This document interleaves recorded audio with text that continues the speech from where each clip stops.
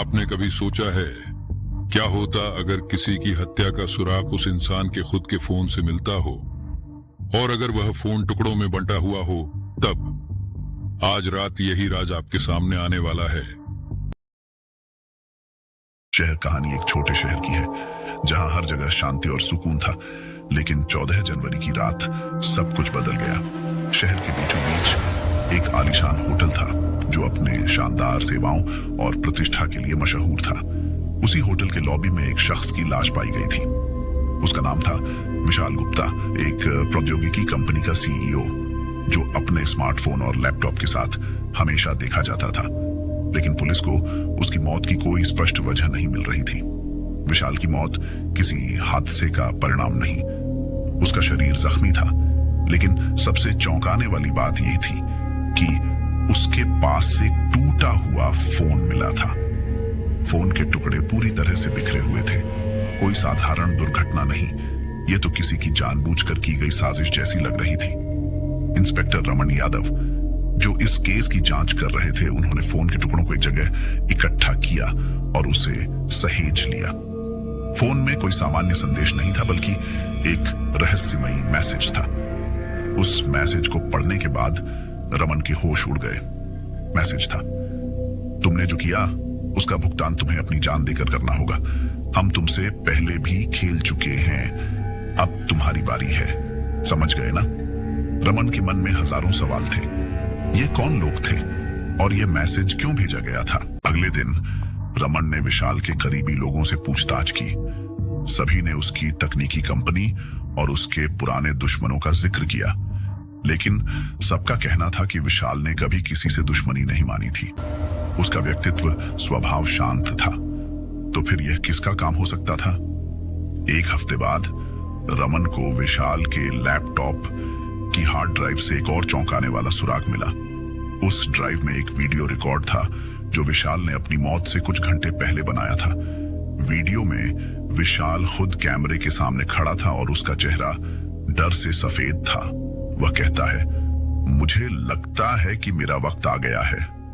मैं जानता हूं कि मुझे मारने वाले वे लोग हैं जो मेरे पुराने व्यावसायिक सौदों से नाराज थे, लेकिन इस समय जो हो रहा है वह बहुत बढ़ चुका है। अब यह एक खेल बन गया है। वे मुझे सिर्फ मारने नहीं आएंगे, वे मुझे सजा देंगे। अगर आप यह देख रहे हो तो शायद मैं मर चुका हूं। उसने अपना फोन उठाया और तभी अचानक वीडियो कट गया। रमन के दिमाग में एक सवाल था, क्या विशाल ने खुद को ही फंसाया था? क्या यह हत्या किसी व्यापारिक दुश्मनी का नतीजा थी? लेकिन जवाब कहीं और था। जब रमन ने विशाल के पुराने दोस्तों और कर्मचारियों से पूछताछ की तो एक आदमी ने चुपके से बताया, वह फोन कोई साधारण फोन नहीं था। वह एक सीक्रेट डिवाइस था जिसे सिर्फ विशाल और उसके खास लोग जानते थे। उस फोन में वह सब कुछ था जो नहीं पता होना चाहिए था, और जो लोग उसे जानना चाहते थे उन्होंने उसे खत्म करने का फैसला लिया था। रमन को अब समझ में आ गया कि विशाल की हत्या सिर्फ एक अपराध नहीं, बल्कि एक गहरी साजिश थी। वह फोन, जो एक साधारण स्मार्टफोन की तरह दिखता था, असल में एक खतरनाक डिवाइस था जो शहर की सबसे बड़ी गुप्त साजिश का हिस्सा था। अब सवाल यह था, कौन था उस साजिश के पीछे? क्या विशाल की मौत का राज सुलझाया जा सकेगा? अंतिम संदेश ने रमन को एक और शॉक दिया। यह तो सिर्फ शुरुआत है रमन, अगला टारगेट तुम। रमन के माथे पर पसीना था। संदेश ने उसे जकड़ लिया था। अगला टारगेट तुम हो, अगला टारगेट तुम हो, अगला टारगेट तुम हो। ये शब्द उसके दिमाग में गूंज रहे थे। अब वह सिर्फ विशाल की हत्या तक सीमित नहीं रह सकता था, उसे इस गहरी साजिश को खंगालना था। उसने सबसे पहले विशाल के फोन के टुकड़ों का गहराई से विश्लेषण करना शुरू किया। हर टुकड़ा, हर कोड, हर डिजिटल लकीर के पीछे एक रहस्य छिपा हुआ था। रमन को जल्द ही समझ में आ गया कि वह फोन केवल एक गैजेट नहीं, बल्कि एक खतरे की घड़ी थी जो किसी भी समय फट सकती थी। उस फोन में कुछ बेहद संवेदनशील डेटा था जो किसी को भी जानना नहीं चाहिए था, और अब जब वह यह सब जान चुका था तो वह खुद को अगले निशाने पर देख रहा था। रमन ने विशाल के उन कुछ पुराने सहयोगियों से संपर्क किया जिनसे कोई भी पहले संपर्क नहीं करता था। इनमें से एक था आरव, जो विशाल का बचपन का दोस्त था और अब एक हाई प्रोफाइल सॉफ्टवेयर इंजीनियर था। आरव ने रमन को बताया कि विशाल ने कभी एक डार्क नेटवर्क के बारे में कुछ सुना था जिसे वह अपने व्यक्तिगत सुरक्षा उद्देश्य के लिए इस्तेमाल करता था। ये नेटवर्क किसी भी सूरत में सरकार और पुलिस से दूर था। क्या यही वो गुप्त नेटवर्क था जिसके कारण विशाल की हत्या हुई थी? आरव की आंखों में डर था। रमन, तुम नहीं जानते ये लोग कौन हैं। ये सिर्फ डेटा नहीं चुराते, ये इंसानियत को भी खत्म कर सकते हैं। रमन ने फिर एक और कदम उठाया। उसने विशाल की सिम कार्ड को ट्रेस करने के लिए विशेषज्ञों की मदद ली। जब सिम कार्ड को स्कैन किया गया तो उसमें कुछ अजीब नंबर दिखे। वे नंबर किसी भी सामान्य सर्विस प्रोवाइडर से नहीं जुड़े थे, बल्कि ये उन सेवाओं से जुड़े थे जो इंटरनेशनल ब्लैक मार्केट में लोकप्रिय थी। इसी दौरान रमन को एक गुमनाम कॉल आई। कॉल के दूसरी तरफ एक कठोर आवाज थी। तुम जानते हो रमन, क्या हो रहा है? तुम्हें हमारे रास्ते से हटना होगा, वरना तुम्हें भी वही होगा जो विशाल के साथ हुआ। कॉल कट गई, लेकिन इस एक संदेश ने रमन को और भी सतर्क कर दिया। रमन अब हर कदम उठाते हुए सोचने लगा, वह जिनसे बात कर रहा था, क्या वे ही उसकी हत्या का प्लान बना रहे थे? विशाल का खात्मा सिर्फ एक शुरुआत था और अब रमन को अपनी सुरक्षा के लिए भी कुछ करना था। रमन ने शहर के कुछ अंडरवर्ल्ड सूत्रों से संपर्क किया और जल्द ही पता चला कि विशाल ने एक बड़े वित्तीय घोटाले के बीच अपनी जान दांव पर लगाई थी। घोटाले के तार एक बड़े अंतरराष्ट्रीय गैंग से जुड़े थे जो धोखाधड़ी और ब्लैकमेलिंग के बड़े खेल में शामिल थे। विशाल की हत्या भी इसी खेल का एक हिस्सा थी।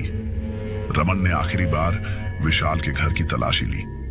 वहां एक गुप्त तिजोरी थी जो पहले कभी नहीं देखी गई थी। तिजोरी खोलते ही रमन के हाथ एक फाइल लगी जिसमें इस गैंग की पूरी कहानी थी। लेकिन जैसे ही उसने फाइल को पलटने की कोशिश की, एक छोटा सा बम विस्फोट हो गया।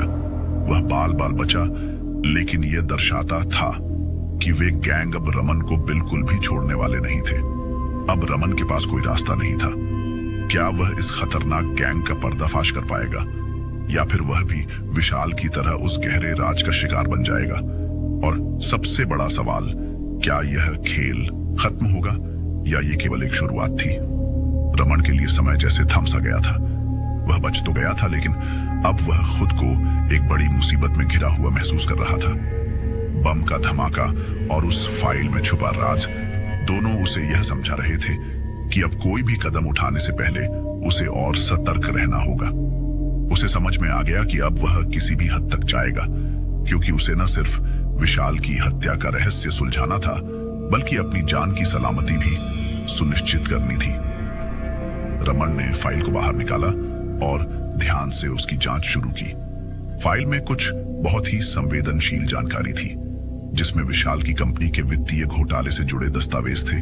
साथ ही कुछ नाम और लोकेशंस का जिक्र था जिनका संबंध एक इंटरनेशनल क्राइम सिंडिकेट से था। उस सिंडिकेट का नाम ब्लैकवुड था, जो दुनिया भर में मनी लॉन्ड्रिंग, ड्रग्स और डेटा चोरी जैसे अपराधों में शामिल थे। और अब यह साफ हो गया था कि विशाल ने इन अपराधों को उजागर करने की कोशिश की थी, जिसके कारण उसकी जान चली गई। रमन ने एक नया मोड़ लिया।